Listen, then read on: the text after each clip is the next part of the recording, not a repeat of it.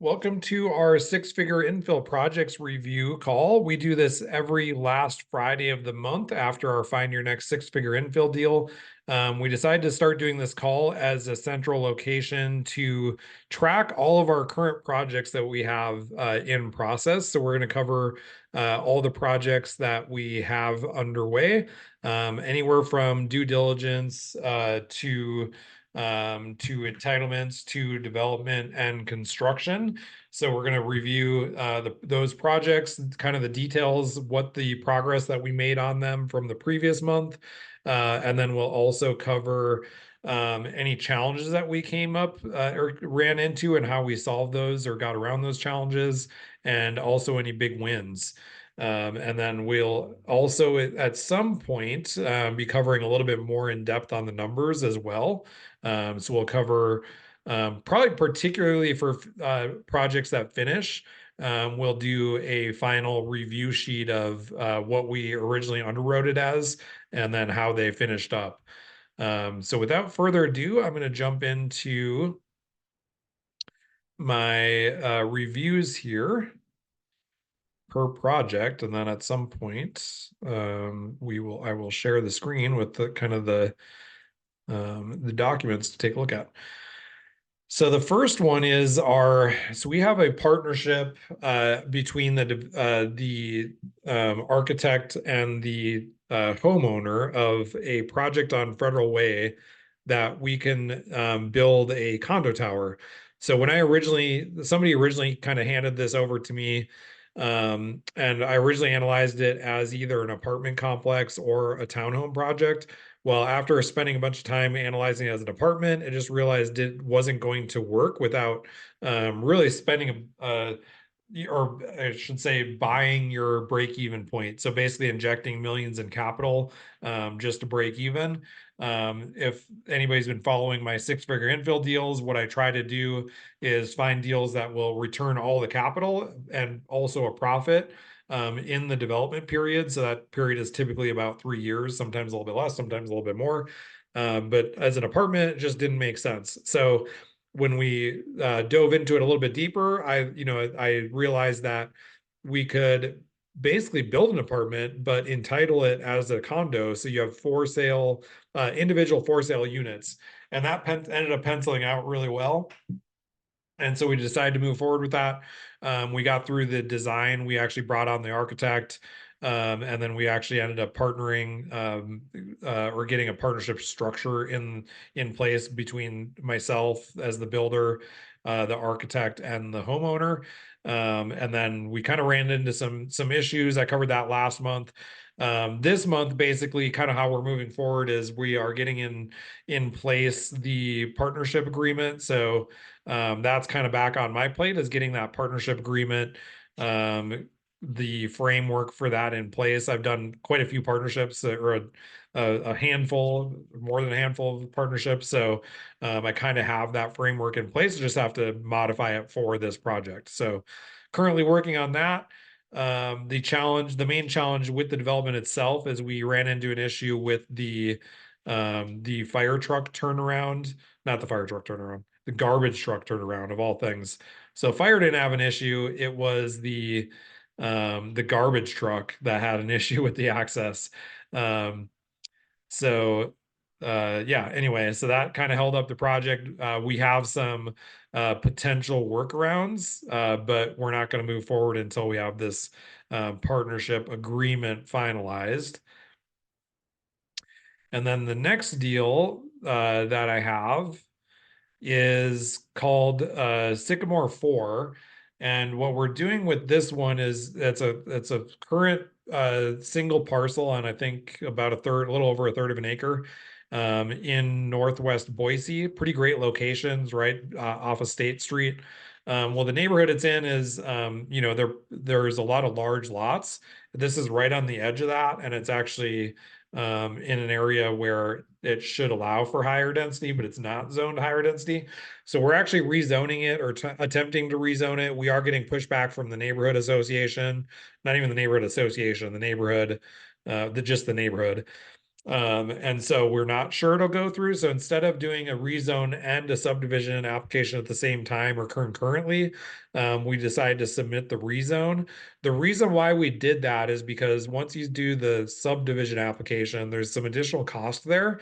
You have to get initial engineering done. And so if we don't know that it's going to get rezoned, we don't want to go through all those costs and then essentially get it denied, and then you have sunk cost. So we're going to do the rezone first. The downside to that is if the rezone gets approved, and now we actually then have to go into the subdivision application, so it takes longer. But essentially, it's kind of like one of those things where if we're 90% sure it's going to get rezoned, it's probably worth the cost. But this is at this point, it's kind of a coin flip. I will say some wins. I wrote the best project description letter of my life. I probably spent 8 hours on the letter just doing all the research. And I think the zoning code, and I made a really good point to find all the areas of the code that support this project. Um, the only thing that doesn't really support it is the old neighborhood um, uh, forget what they refer to. It's not even the neighborhood association because there's no association. It's just the neighborhood, like their documents that um, the overlay documents basically when they formed them. Those predate all the modern zoning code and a lot of other modern things that have come since then. So, I think I made it a point to show that this is supported by basically everything except for those association or those neighborhood documents. And so hopefully the Planning and Zoning Commission agrees with us. If they don't agree with us, then it goes on to City Council either way. I think city council is more likely to say yes than planning and zoning, but it's even better if planning and zoning agrees. Um, and then we have Life Tree Village. So we built, so this is a little 5-home subdivision. I built and sold three of the 5 homes, and then I have 2 more lots there. Those are just kind of sitting for now. I will build those. I basically have been marketing them as uh, doing custom homes for people. But at some point we'll just do spec homes on them. I've had some interest in the custom homes, just nothing is closed or sold yet. Um, so we'll move forward with that as spec homes here soon. And then we have a project for a client that already owned a property. They remodeled the house, turned it into an Airbnb. They have about a 33-foot wide lot that we can split off of the side of it. So we were able to submit that subdivision application. Let me just share my screen here. So since last month, basically, we were able to submit the subdivision application. So now let me see here, where is that?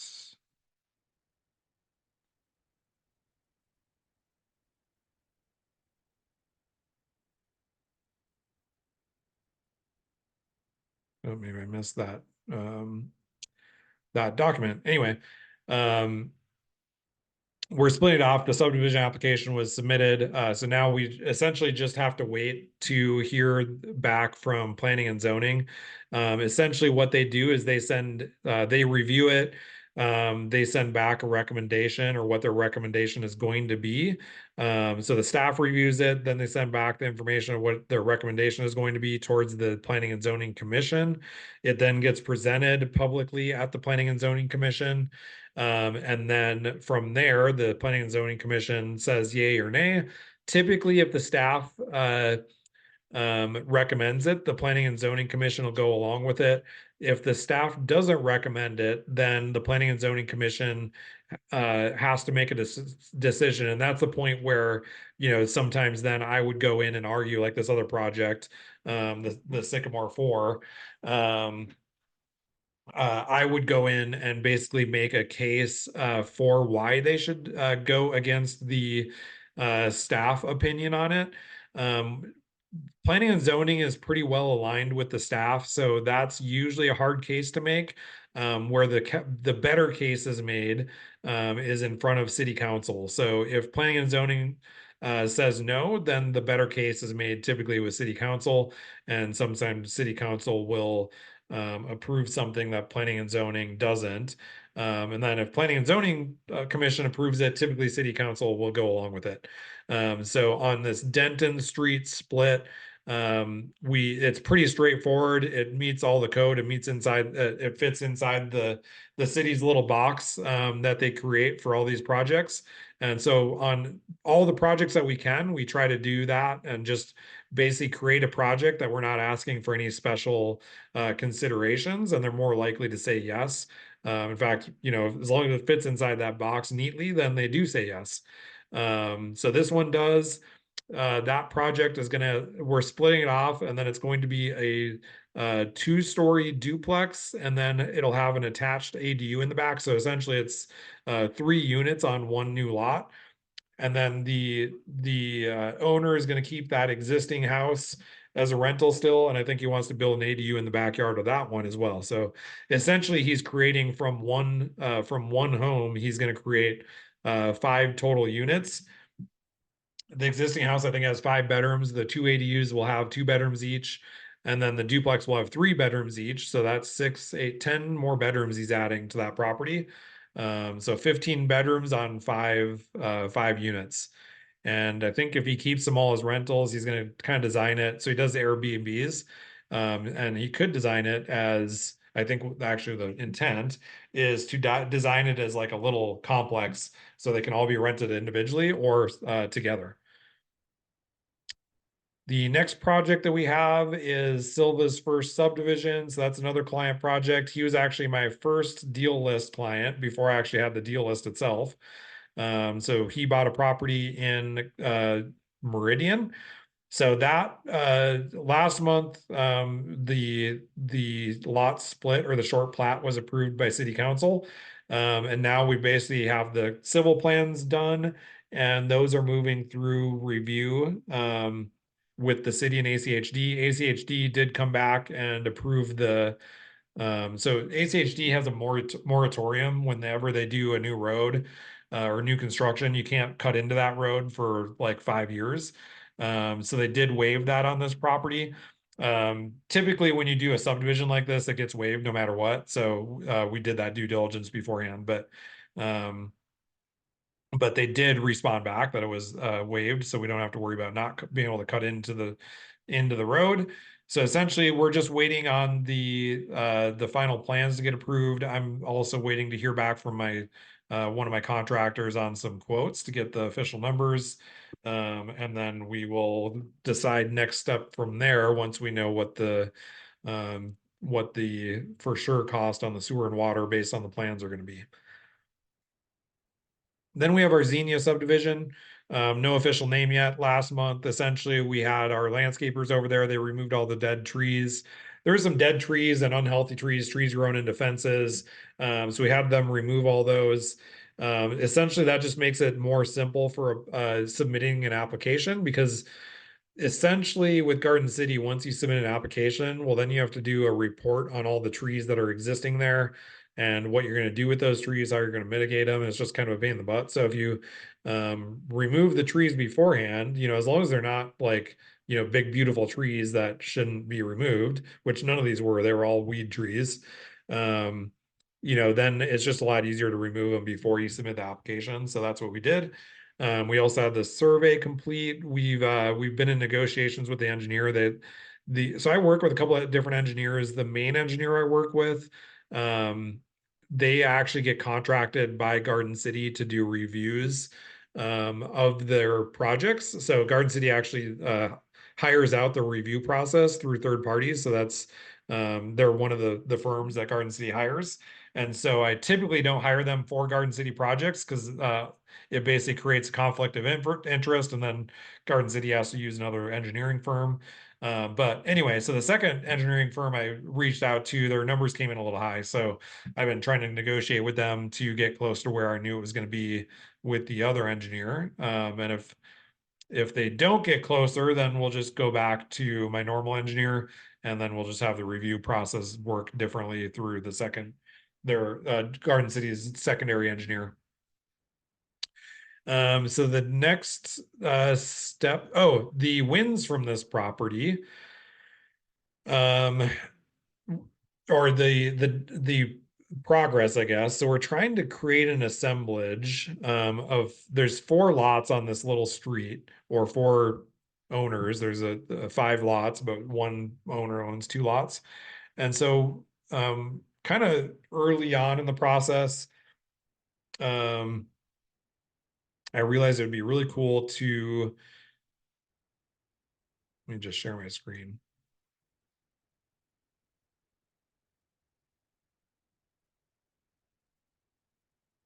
I realized it'd be really cool to do an assemblage and make this a bigger project. So the project that we have currently underway is this parcel right here. Well, there's also, so this parcel right now is on the market, and then this parcel I've been in contact with the owner, and then there's another small parcel here. So I decided kind of early on, I'm like, man, if we could get all this put together, this could become a really cool project. This is a canal right here, so there's some kind of some natural, um, waterway here that we could kind of incorporate into the design. But this is essentially how we could turn it into an assemblage. And these 2 properties here could maximize their density. Same thing with this one also. This one would be the same units either way. But like this one, we could maximize the density, and then these 2, we could also maximize the density. So essentially, it's kind of creating a better project overall and more profitable for everybody. Essentially, also because not only because you have maximized density, but you the parking requirements by doing it all together. You also you have a baseline cost of entitlements and development, that once you get that baseline, it's not very much more expensive to add units or add properties to it. So if we can get all this together, so right now we're trying to get somebody to buy this one. And then this property owner, I think, is interested in doing some kind of partnership. So we're trying to get this all together. That's kind of the current status of it. We're still on the side, kind of, progressing through this. We're putting together the landscape plans and the other plans that we need. We're also going to need a geotech report no matter what. So we're doing the stuff that we need to do either way on this, just to get it ready in the event we can't put this all together. But while we're moving forward, off to the side, we can also do these other properties and try to get um, those dealt with. And then, yeah, so I guess I kind of shared that screen. So that's essentially this is what we'd like it to look like. And this is the other unit, the second unit that's currently on the market. We could develop this way as is, but it would be better if we could develop it all together. So the next steps on this property is we've engaged with the geotech firms. We're just waiting on numbers and a plan for that landscape plan, waiting on a site plan from the surveyor. The survey's been done. And then just other subdivision docs we're trying to put together. And then we're trying to get a buyer lined up for the 39th Street. We had a good conversation yesterday. It sounded like he was interested and excited about it. And then we're also trying to get a partnership put together with that other property owner I mentioned that might be interested. Okay, then we have this Boise Avenue project in Southeast Boise. So we are doing a double lot split where we're splitting off two properties from this one. So the challenge we ran into this one early on, and I covered this last week, but I'm going to share the screen here so you can see. So this survey, so the property line is right here. Well, there's a canal right here, and then this is the street. When they created this original parcel, basically they created a property line here, and a parcel here that never had a name or number. So it was just kind of out in no man's land that nobody owned. And Ada County assessor originally thought the property line was on the other side of the canal. So it's actually been taxed for decades with the property line over on this side. Well, when we did the survey, we found out it was here.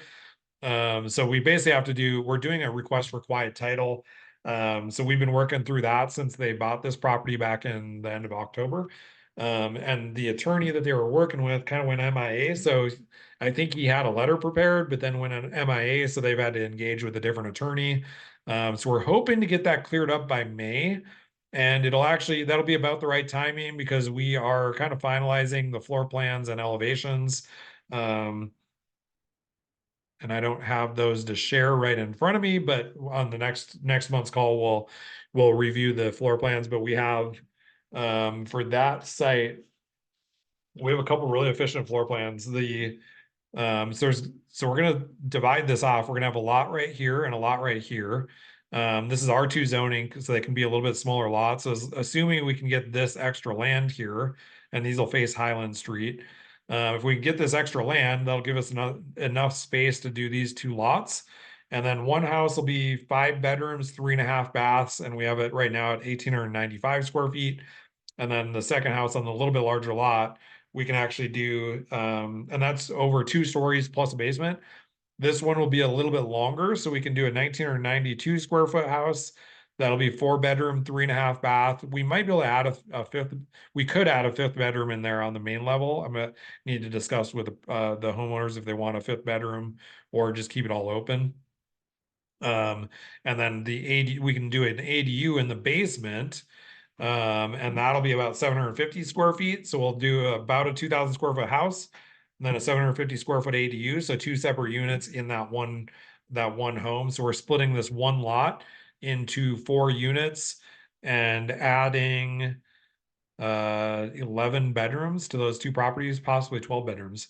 So that's going to look really good, and we're creating, well into the 6 figures of equity for this client. They're actually going to hold on to it, and keep them all as rentals. It's a great location for rentals. The BSU is just a couple blocks away.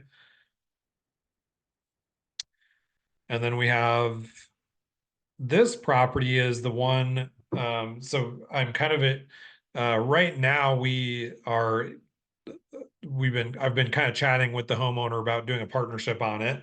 We're not in a full agreement yet, but we're basically in the feasibility and negotiations. So I have a site plan put together for this project. We went through the early assistance with the city last week on Tuesday, and got some feedback. The interesting thing, so this is the property right here. So the interesting thing, the way the code reads for cottage, or I should say for incentives. So the city of Boise has an incentive called adaptive reuse.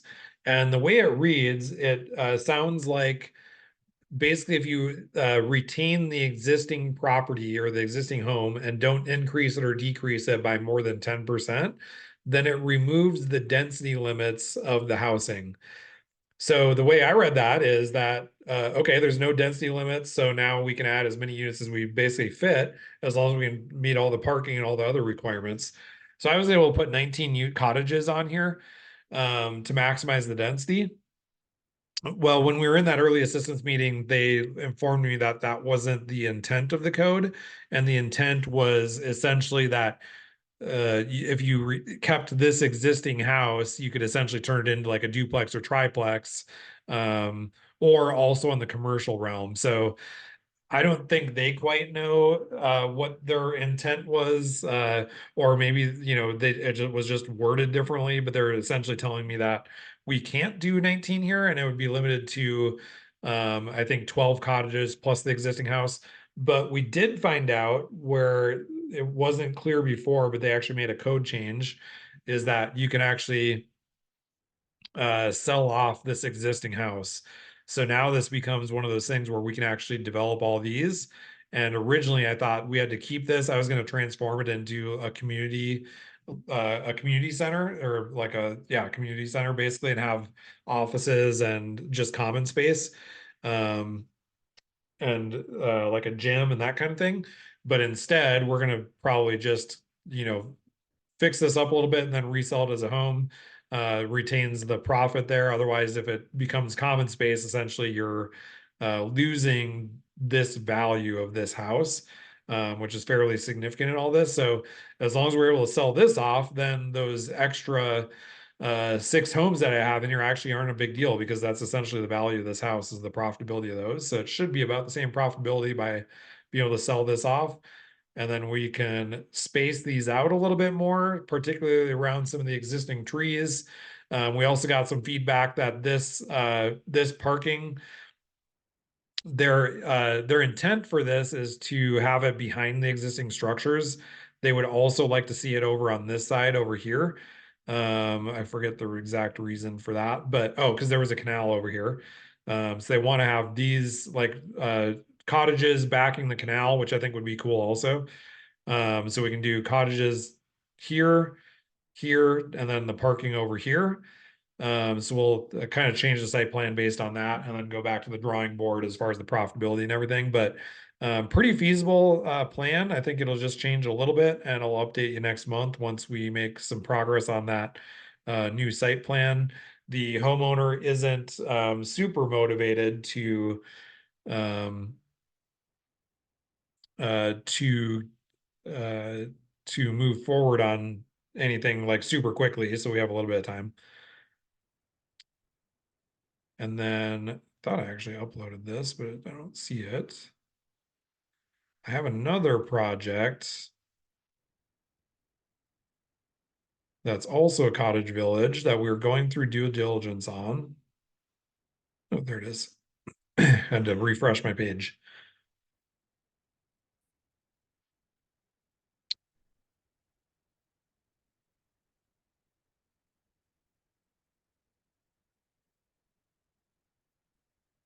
Share my screen here again.